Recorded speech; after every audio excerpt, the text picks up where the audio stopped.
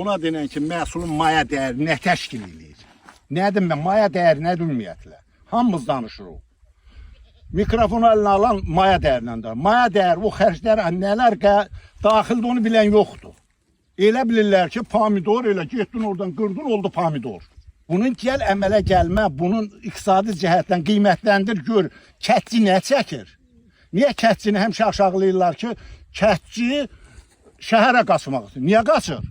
Dolana bilmir. Bəli, dolana bilmir. Deyəndə də deyirlər ki, kətçiyə torpaq verilib.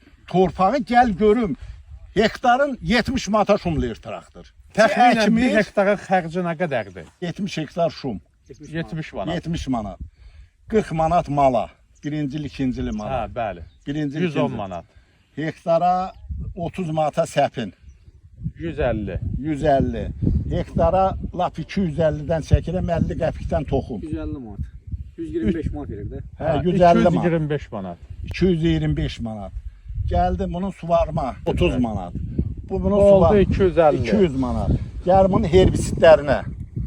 Tutaq ki, sarı çiçək varsa buna qarşı herbisit səpəlsə. Hektara dərmana 30 manat traktor səpir.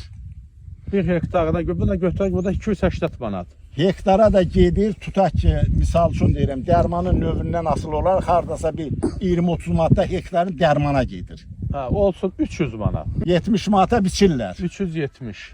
Daşınması, 30 manat. maşın 30 manata daşıyır. 400 manat. Gəl indi bir hektardan alınan məhsulu götür. Hə, nə qədər təxminən? Ümumiyyətlə bizim kətdə, mən təsərrüfatda işləmişəm.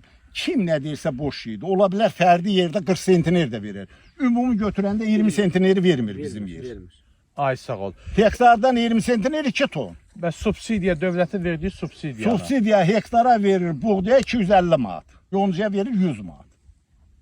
Hektarına.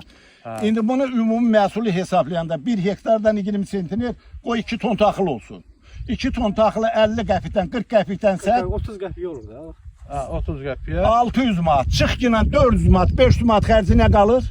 100 manata demək bu işləməlidir. 100 manata 150 manat. 100 manata işləmək istəmir. 100 manata kətçi bədbax həmin pulla kommunalını ödəsin. Ailəsini saxlasın. Xeyirşərə getsin. Bunu kətdə yaşamayan bu şeyləri bilməz.